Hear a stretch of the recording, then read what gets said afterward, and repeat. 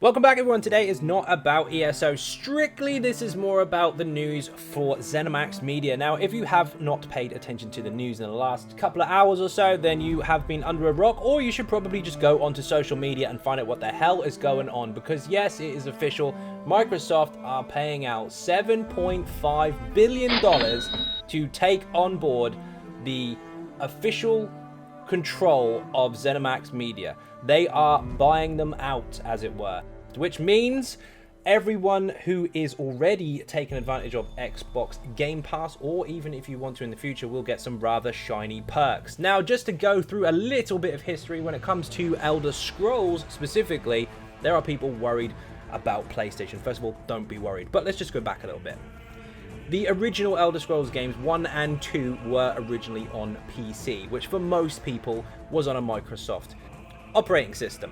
And then in 2002 we saw Morrowind. Now Morrowind was a PC release and exclusive to one console. This was Xbox, the original Xbox, you know, the old one, the very first one we ever saw, which was quite nice in its time. Then that's when things changed, because in 2006 we got Oblivion. Now Oblivion was on multiple platforms. It was on PC and Xbox and PlayStation. And then I'm sure most of you do know the reason that RPGs are so bloody popular nowadays is because of not just a few very cool games, but Skyrim. Elder Scrolls V in 2012 hit Xbox, it hit PlayStation, it's had God knows how many different variations in VR, Nintendo Switch even got it, it's all over the place. So are we likely to see an exclusive Xbox only Elder Scrolls 6? I highly doubt it. The reason for that, of course, is because the more people playing it, the better. And if that means going across multiple platforms, then so be it. It did work before. If something's not broken, don't fix it. So while Microsoft will be in control of this, it doesn't state anywhere that they will be taking full exclusivity over any of the games themselves. Of course, that will mean that updates and the Game Pass itself will be a big benefit for those of you playing on Xbox, but it doesn't mean that other platforms won't get their games. Bethesda will still be making games for other platforms. But this is a very, very exciting time above all, not just because of the Game Pass, but this also does mean there is a massive cash injection put into the business overall. So multiple different development companies under Zenimax Media and Bethesda can now actually have that much needed push for their games. Now that could be new games, it could be ongoing developments, or it could just be overall improvement for maybe servers, performance, all manner of different things. $7.5 billion. I see people on social media at the moment arguing, what does that mean? Oh, it means they're going to do this, or it means they're going to do that. Have you considered how much money that is? $7.5 billion is enough to pay 400,000 individual people $18,750 for their 1 year of work. If that was considered employment, that would be minimum wage in the UK almost. That is a stupidly substantial amount of money. So while yes, on paper it's very easy to just glaze over that and go, oh, it's 7.5. Yes, it is. Imagine what that could do to the game development of the stuff they've got now and the stuff they've got in the future. This could be absolutely insane.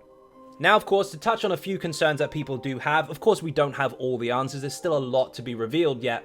But people are concerned about the exclusivity side of the Xbox for most things, the way they've done things in the past, and will that affect all the stuff we've got now and in the future?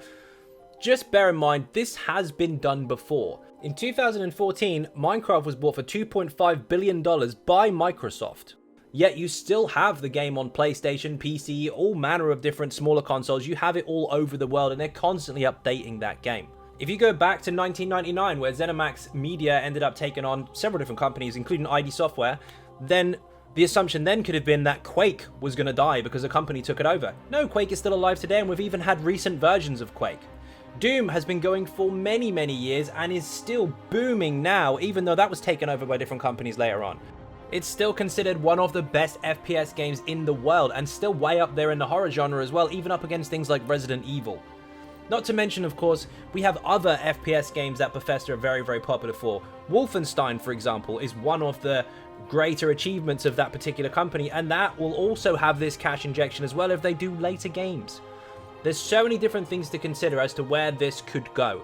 Yes, of course, you could argue that it will just pay high wages for big wigs and big chairs, but alongside of that comes potential for better development for the overall company. Sure, it's got Microsoft's name on it, you can like it or lump it, but $7.5 billion can go a very, very long way in development and production.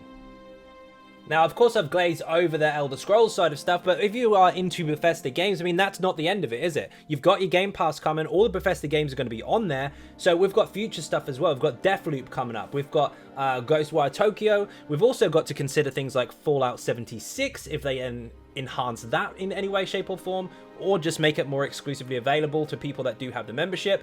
There's so much stuff to consider over the long period of time that Bethesda has been going. I mean, they're not slowing down anytime soon. This is actually a big, big benefit.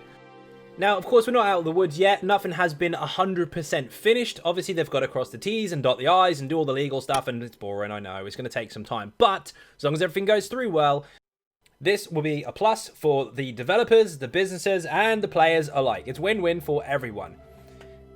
However, we all do know that behind the curtains, if you like, behind the scenes, the only reason this is really happening is because we waited so long for Elder Scrolls 6, Bill Gates is bored and he just decided to pay up.